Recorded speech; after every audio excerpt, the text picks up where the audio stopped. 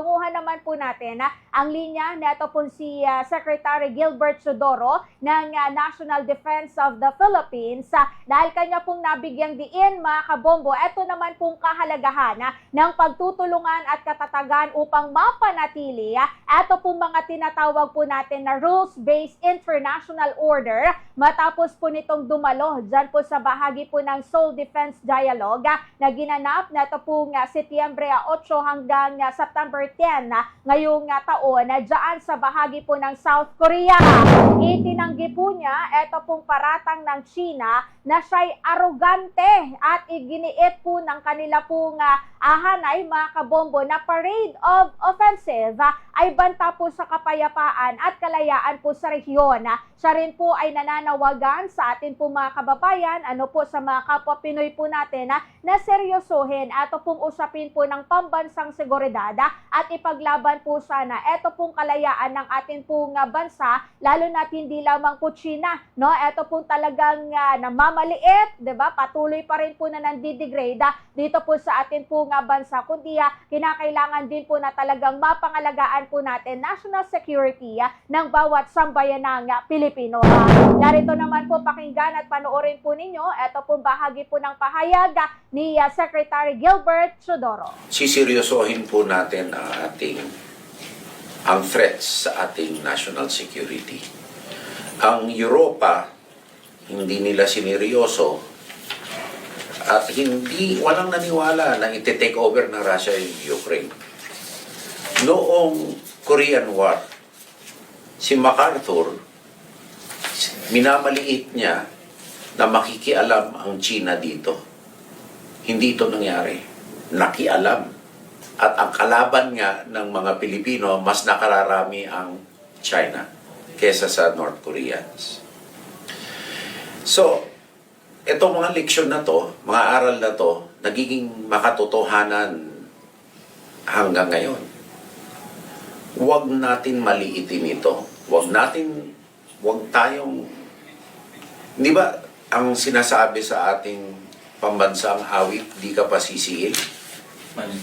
Kung magsabi tayo na, wala tayong laban, laki na ng bansa na yan, kalimutan na lang natin. Ano ba naman yan? Dagat lang yan.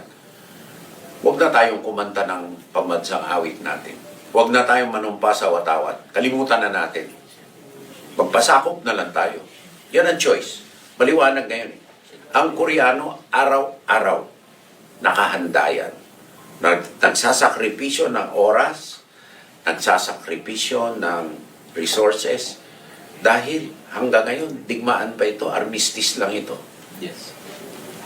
Tayo, pinagpala tayo na ilang taon na wala tayong siseryosohin po natin.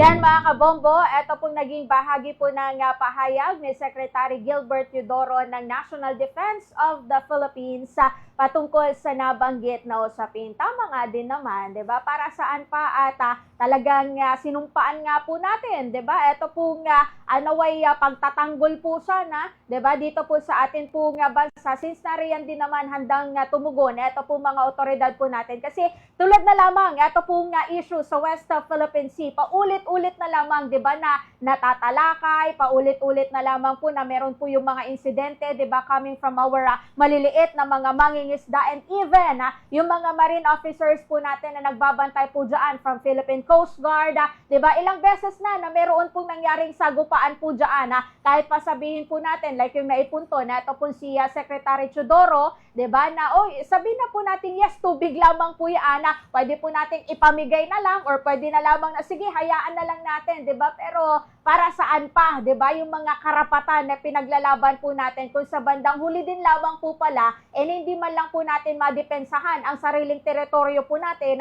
wala man lang po tayong kakayahan to defend, 'di ba, ang sariling bansa po natin. So pag ganyan na pinapain or pinapakita po natin na kayang-kaya nating maliitin ang Pilipinas, 'di ba? The more na talagang iti-trigger po tayo, the more na babalik-balikan po tayo. Baka nga hindi lamang po ng China, mga kabombo, pagdating po ng panahon na kung pinapakita po natin at pinaparamdam sa mga bansang ito, mga kabombo, na uy, kaya nating lupigin ang Pilipinas, di ba? Babalikan nila tayo, mamalaitin po tayo, yuyurakan lamang po tayo, at ano na, ang magiging labas po niyan, di ba, ng atin po nga bansa. Parang sinuko na lamang din po natin, di ba, na yung dignidad or eto pong pagka-Pilipino po natin, mga kabombo, na wala man lang potensyal to defend our rights, to defend our country, di ba? Wala, mamaliitin po talaga tayo. So, ito po yung punto, mga kabombo, na ito po si Secretary Teodoro, na dapat kinakailangan, it's about time para manindigan naman na po sana ang bansang Pilipinas against dito po sa pagmamalupit or kung ano man pong below the belt na, di ba, na ginagawa ng ibang bansa.